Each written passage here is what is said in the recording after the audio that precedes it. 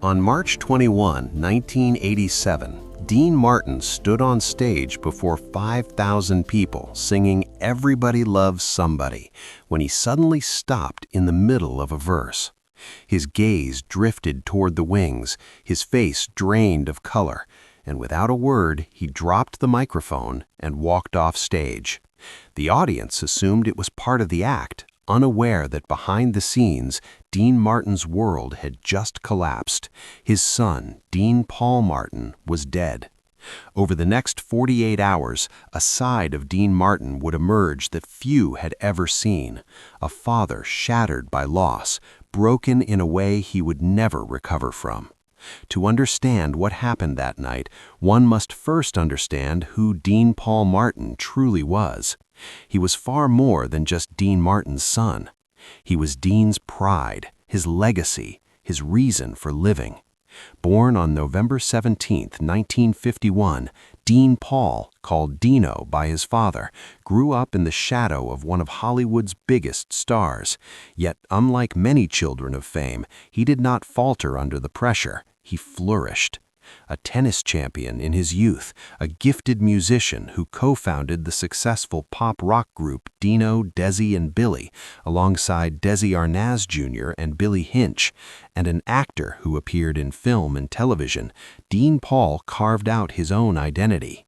Most remarkably, he served as a captain in the California Air National Guard, flying F-4 Phantom fighter jets. He was everything Dean Martin had hoped his son would become: talented, humble, courageous, and deeply loved by all who knew him.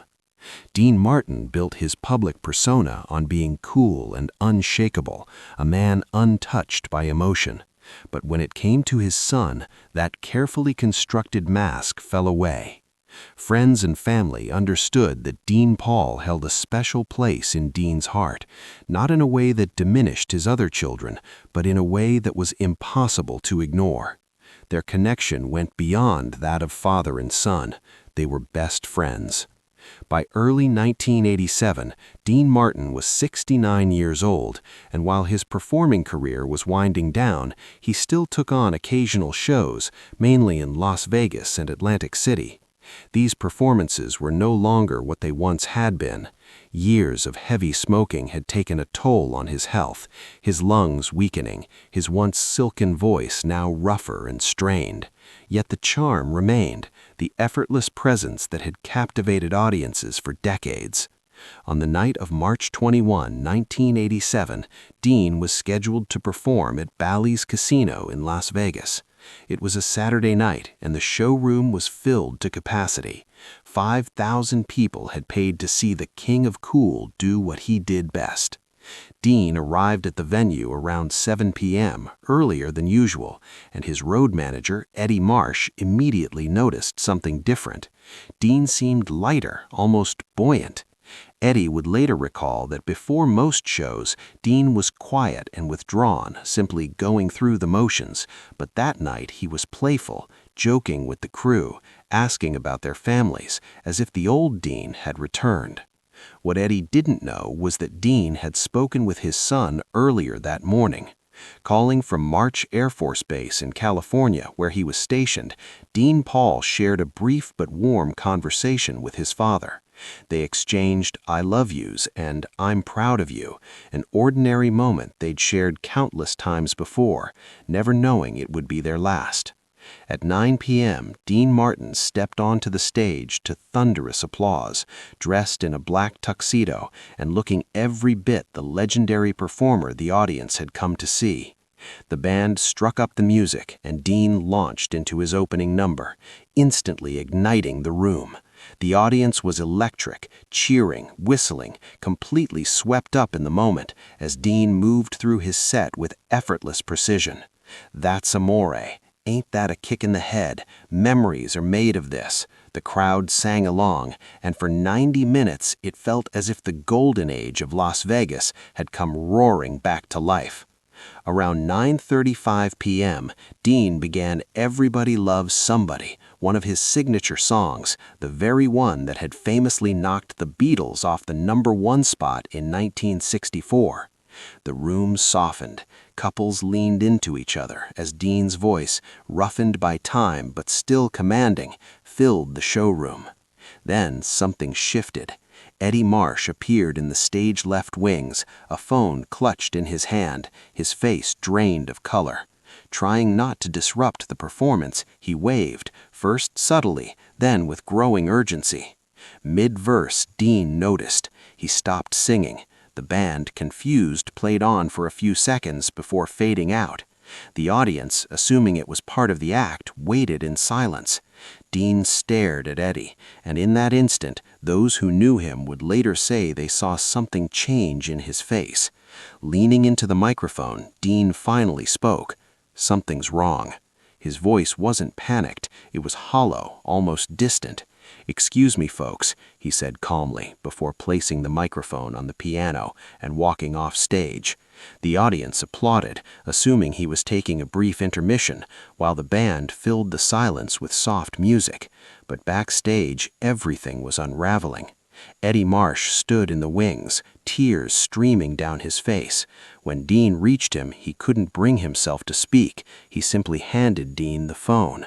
On the other end was a colonel from the California Air National Guard. "Mr. Martin, I'm calling about your son, Captain Dean Paul Martin." Dean's hands began to tremble. "What happened?" The voice replied carefully, informing him that his aircraft had crashed during a training exercise earlier that afternoon in the San Bernardino Mountains, and that there were no survivors. Dean let the phone fall from his hand. He didn't cry, he didn't shout. He stood completely still, staring into nothing. When Eddie tried to steady him, Dean pushed him away and walked slowly, mechanically toward his dressing room. The stage manager came rushing over. "Dean, what's happening? Should we cancel the show?" Dean turned to him and said quietly, "My son is dead." The words hung in the air, heavy and final. Without hesitation, the stage manager went on stage and announced that due to an emergency, the performance was canceled and refunds would be issued. The audience, confused and uneasy, slowly filed out of the showroom, most of them unaware of what had truly happened. They wouldn't learn the reason until the news broke the next morning. Back in his dressing room, Dean Martin sat on the couch, still dressed in his tuxedo, staring down at his hands. Eddie Marsh stood silently by the door, unsure how to help. Dean didn't cry. He didn't speak. Time seemed to stop.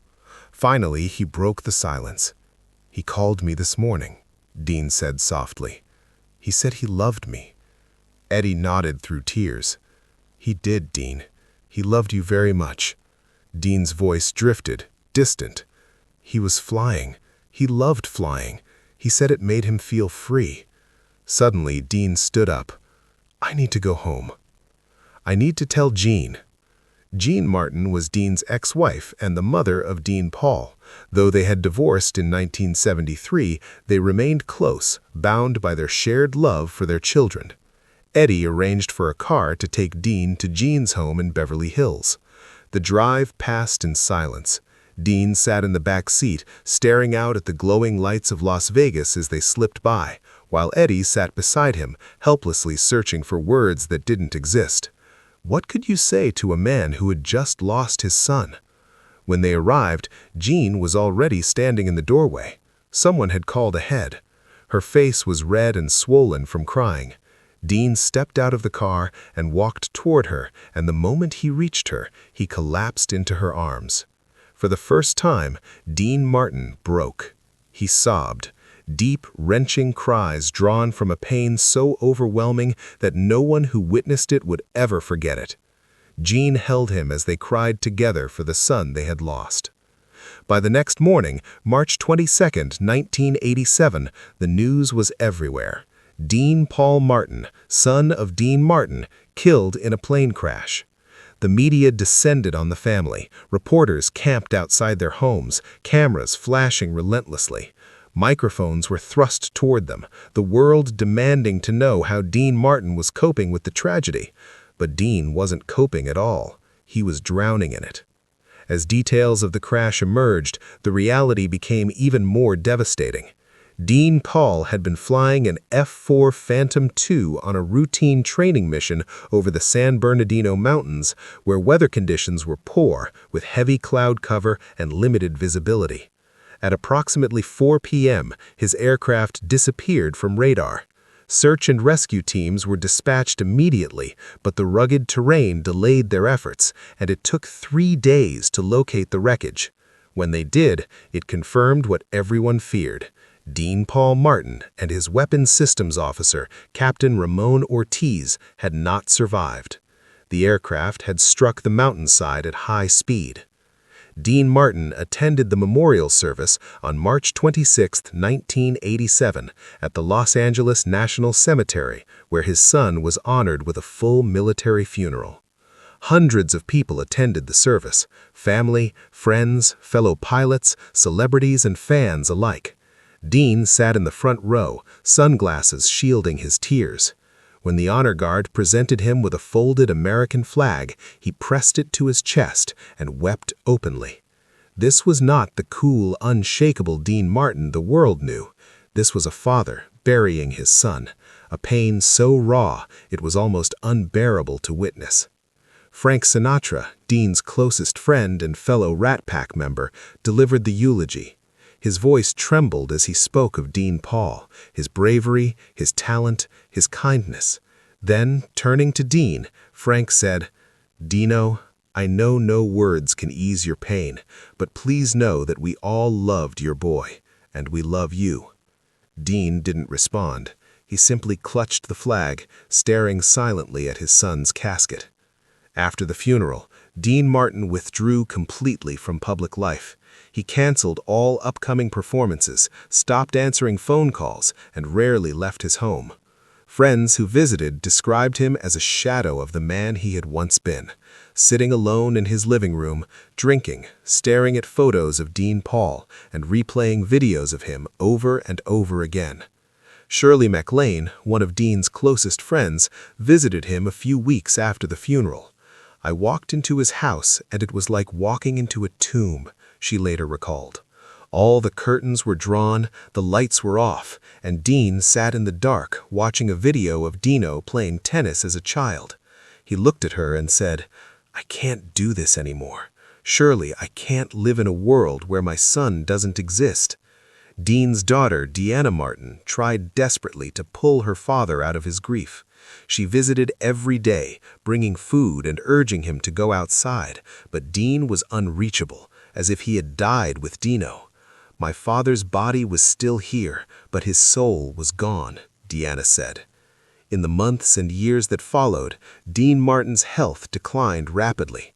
Decades of smoking had taken their toll, leaving him with emphysema. He lost weight and stopped caring about his appearance. The man who had once been the epitome of cool now looked frail and broken. In 1988, Dean made a brief attempt to return to performing, agreeing to a reunion tour with Frank Sinatra and Sammy Davis Jr., billed as a major event. But after only a few shows, he walked off the tour, telling Frank, "I can't do it." "Every time I'm on stage, I think about Dino," Dean Martin once said. "I think about how he should be here. I can't pretend to be happy anymore." Frank Sinatra understood. He didn't try to persuade his friend to continue. He simply hugged Dean and said, "I love you, pal." Dean Martin spent his final years in isolation, watching old movies, listening to music, drinking, and thinking endlessly about his son. On Christmas morning, December 25, 1995, he died at his home in Beverly Hills at the age of 78. The official cause of death was acute respiratory failure, but those who knew him understood the truth. Dean Martin had died of a broken heart. At his funeral, Deanna Martin spoke from the podium. "My father never recovered from losing Dino. He tried, he really did, but the pain was too great. For 8 years, he carried that grief every single day. And now, at last, he is with his son again. I truly believe they are together, and that my father has finally found peace." The story of Dean Martin and Dean Paul is a tragedy that transcends fame and fortune, a reminder that grief spares no one. It doesn't matter whether you are a legendary entertainer or an ordinary person, the loss of a child brings the same unbearable pain. Throughout his career, Dean Martin projected an image of effortless cool, making singing, acting, and performing look easy. But beneath that facade was a man who loved fiercely and felt deeply. When he lost his son, the world glimpsed the real Dean Martin, not the performer, not the icon, but a father shattered by unimaginable loss. There is a recording from that night, March 21st, 1987. Though not widely circulated, it exists. You can hear Dean singing "Everybody Loves Somebody," his voice smooth and confident, and then, abruptly, he stops. You hear the band trailing off. You hear the confusion in the audience. And if you listen closely, you can hear the precise moment Dean Martin's life changed forever. That recording is haunting, not for what it contains, but for what it represents. It is the sound of a father's world collapsing, of a man realizing that nothing, neither fame, fortune, nor talent, can shield you from the most unimaginable pain. Dean Martin once said, "I'd give up everything I have to have my son back. All of it, the money, the fame, the career. I'd trade it all for just one more day with Dino." But he never got that day. None of us do. And that, perhaps, is the cruelest truth of all.